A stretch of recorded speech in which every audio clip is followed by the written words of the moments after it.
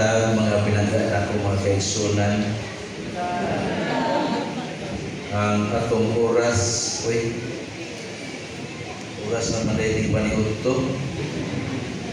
Mayang paniod to, ison. Sige, ito'y sakot na toron. Ha? Magsugod at crisis. Ayaw, Salamat sa mensahe sa awit sa itong pinangga ng mga kauban sa buhat. Ang utana ko kung sa'y ngalan sa grupo. Ingon sila premix. Premix kasi kusagod di ay. Pero nalipay ko isoon. Kay kanto ng grupo, ako to nga nag-Old Anyo Testament. Lipay ko at mga batanon, salamat kayo sa pagdidikap sa inyong talento. Nakita na ko si Eder Plana o si Eder Borges. Salamat yun. Ang ilang mga tigong batanon rin hapon. Amen. So, muubad ba kayo son? Wow, praise the Lord. Praise the Lord. Now, happy Sabbath sa pagkausap pa mga isunan.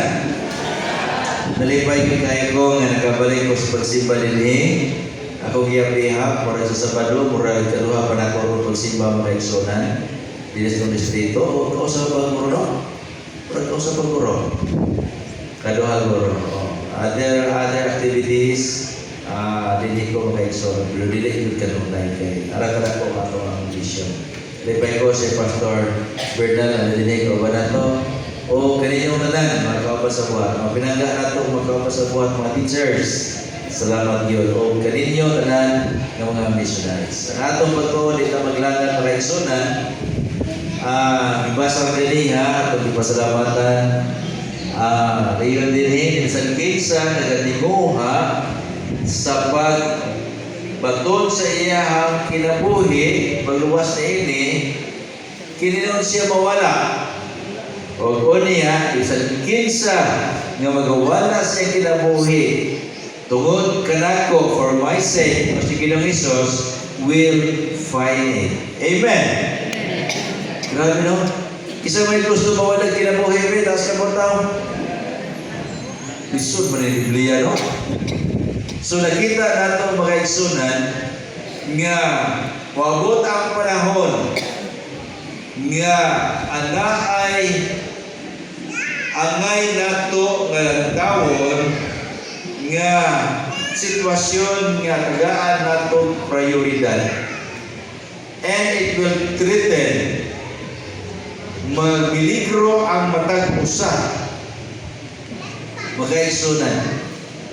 Ang atong pagtuon karon in connection with this passage naguluhan kini, we need to lose in order to gain.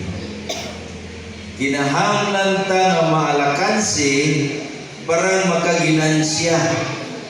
Amen, son. Dahil na maligya, tindahan. O niya, ang tindira, giputan na asa naman ang halin, daghan itong namalit. Wa naman din ang halin. Ingon siya, ma'am, ang halin, ma'am, nahurot na akong panukli. Nawala ang halin, kinahurot ay panukli. Alkansi. Pero niya mga igsoon, kamantay ta sa wala pa ta mga Adventista, naghamang mga board Adventist, board of Adventist parents. Kato mga bago igsoon, naghanawala na to, no? Atong bisyo, atong mga pribileyo ng panginabuhi, nga walay pugong-pugong, tanan, pagkaon, grabe mga isunan, nangawala. Ato nang balaod para makaginansya ta. Pero sa kaulayan mga panahon, kinahanglan yun nga mawad-an ta para nga makaginansya. Kaya ba mo? Mo na paagi sa karawasan.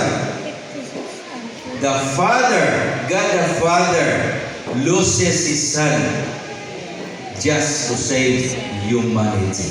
Amen. Nawalaan siya ng anak na pinangga dito sa langit para lang pagluwas kanimo kanako. Grabe sono. Naman para nang maluwas. Niya concrete example ni mga igsunan. Kailan mo ni Noe? Kailan mo Noe? Kato yung silingan. Si Noe mga igsunan, atong tanawon iyahang kinabuhi. Niya. Si Noe, number 1, Noah believed God completely. Grabe yun, iyahang pagtuo sa Ginoo. Nagkita ang mga kaliwatan, anak na sa nilamin. Kaliwatan mga igsunan, niyatong panahon na arang na yun kadautan sa kalibutan. Ang mga anak, mga apo nila, grabe na yun. Makalilisan sa mga kaliwatan nila ni anak kaniadto. O ang Ginoo dili na kagwanta. Peligro suno ang Ginoo ni kagwanta no.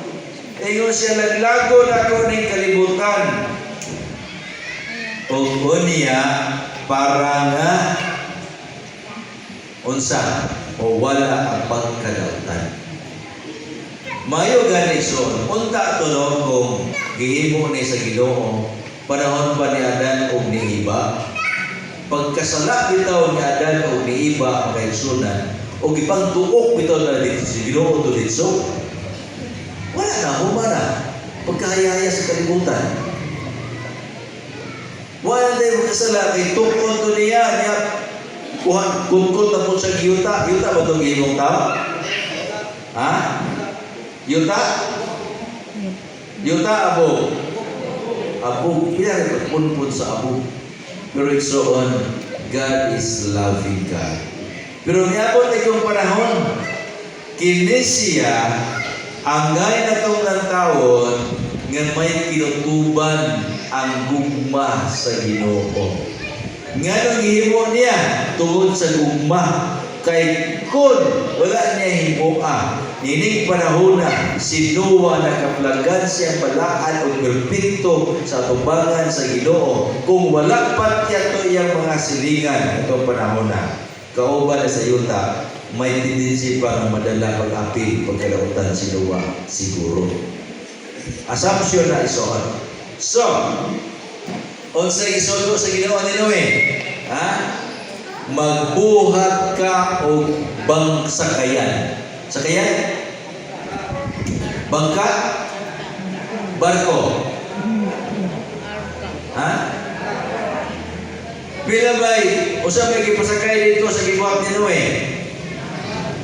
8 niya kamakabataan, apil, bapil ang pinalayi. Usa pa kayo? Apil ang amigas, koko, katukuting, apil ba dito? Tanda mga mananap. Usa ba ito? Sakayan, barko? Barko. Grabe sono. O niya, wala ba'y Biblia sa una? Gitagaan na si Noe o description nga mo ni kataas, imong buhaton, mo ni kahabog, tulog ka story, dili ni sa kaya ay tulog ka story. O niya na yung compartment para sa mga mananap. But Noah believed God completely. Ikaw na Hebrehanon, 11:7 ini, by faith Noah being warned of God of things not seen as yet, moved with fear, prepared an ark to save his house. Grabe sa ano? Iyan giandam. Kay laglagon ang yuta pinaagi sa usa sa luno sa tubig. Kay malumo matod pa sa mga Bible scholars, gikan ni atong pagsugo sa Ginoo. Wa na gyud makakita si Noe og ulan. Grabe daw. Wa na kita siya ulan. Noah had never seen rain, but he believed God's word. Grabe. Naghulaw na. Mao na nga ang mga tao nga nagtanaw ni Noe. O sa inyo nila Noe, wala na. Tuyok na. Asa ka tuyok? Dire? Ano ay gusto rin yung soon? Wala na. Wala yung ulan. Kisa ko may magbaha o nilang likik naman yung yuta. Minahal ko reaksyonan. Number 2, Noah sacrificed everything willingly. Grabe, sakripisyo niya. Kaya ba lumang pinakatuig ng himo sa arka? Ha? Pila? 120 years. 120 katuig. Grabe, Ginoo ay. 120 katuig. Wagi sa mga na Ginoo. Ulan pa ka ni Ginoo. Pero hindi na magilimulan Ginoo ay. Nabay donation nga nadawat ni Noe paghimo sa arka? Walay record ison. Walay record.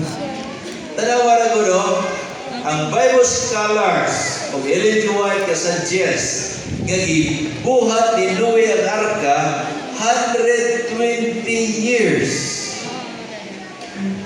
Nakasulay mo himog balay nga mura yung gitrabaho 120 years. So naman ang balaya, oy, kung sa itong panahon na di naman takapuyo, patay naman dana. Isa may ganyan din sito 30 years old, 100. Wala.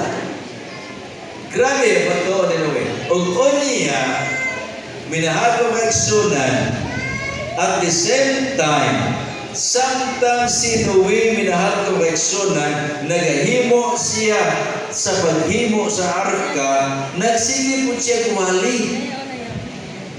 Gina niya mga tao, apil mo buhat aning arka.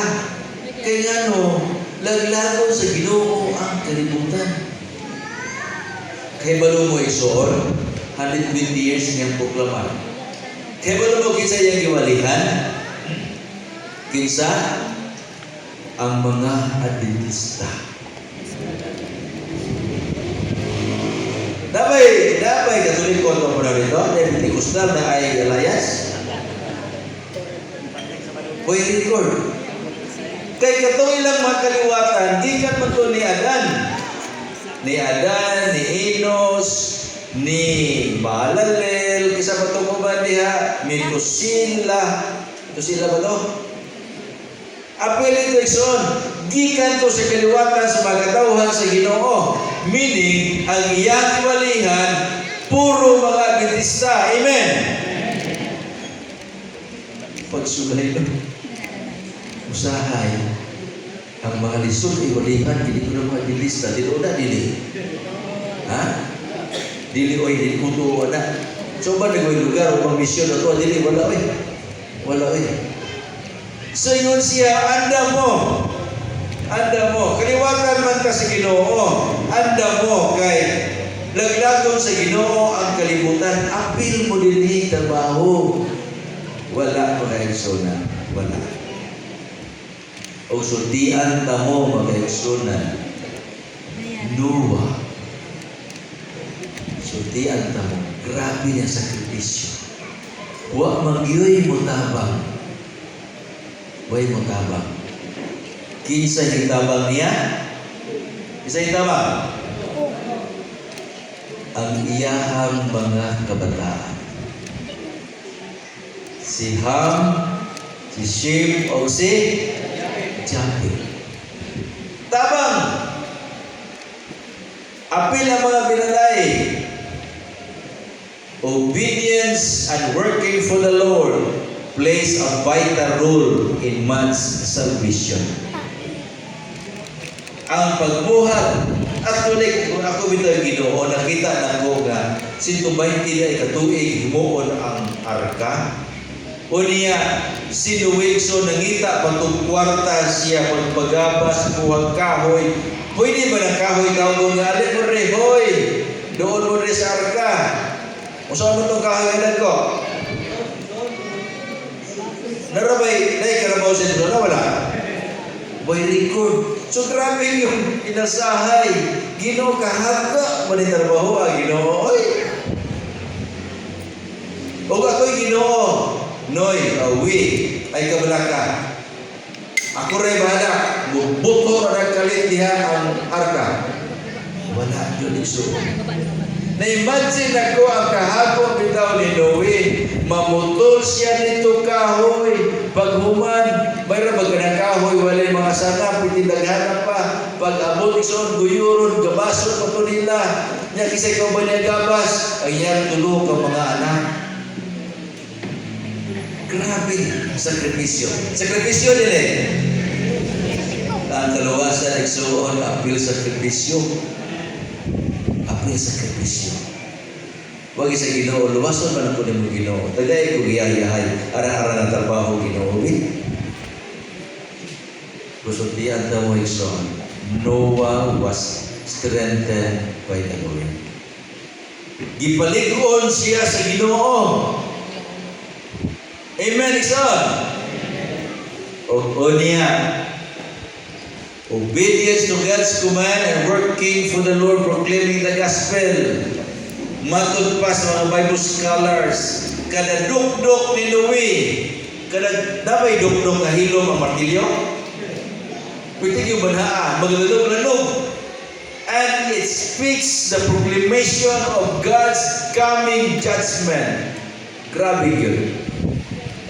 O it invites people to participate in building the ark. Apan minahal ko mga kaigsunan, suti ang kamo. Si Noe ison, he spent everything he had.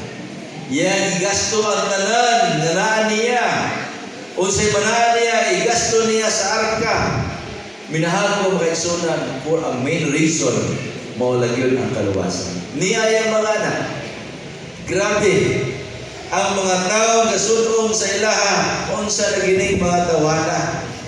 Nga nang maghimo yung karga niya, pag sa bukid, may tagsabaybay nila gihimo. Wala yun, nagalaot na yun. Ang subaybay magpupuso, samot karayo ang kahoy.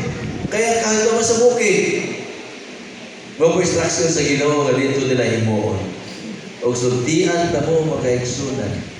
Noah spent his whole life in 120 years. He spent everything. Iyang gasto ang tanan for the sake of his salvation and his family. Amen.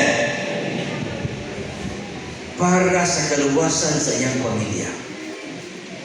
Minahal ko mga kaigsunan magginikanan. Kung mahimo man lang gastuhon nimo ang tanan nimong nabatnan para sa kaluwasan sa imong mga anak, you are following the footsteps of Noah. Pinangga ko kay Sunan. Para kang Noe, dili siya maka-afford iso.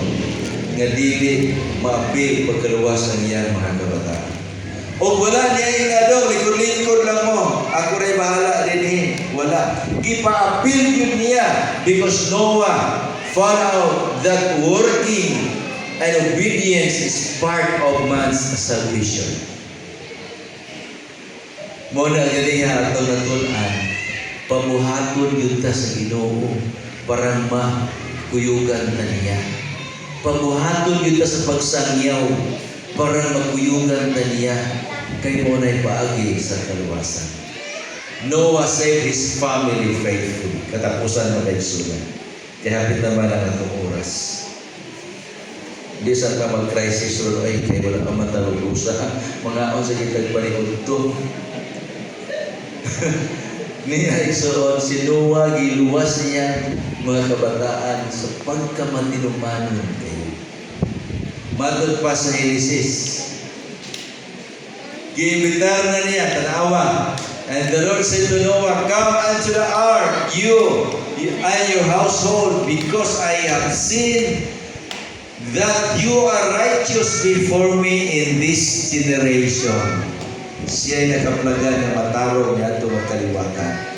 Gipasulod laki ang iyang kahayanan. Pagkandindon din sa uling balik sa ginawa ng ari mo din. Ginikanan, dala inyong mga anak. Kaya nakita nako nga kamang matarong, you have worked in proclamation ng gospel, appeal ang mga kabataan. That's why, starting from now, mga kaigsunan, maginikanan, ayaw mong kalimot kung magsangyaw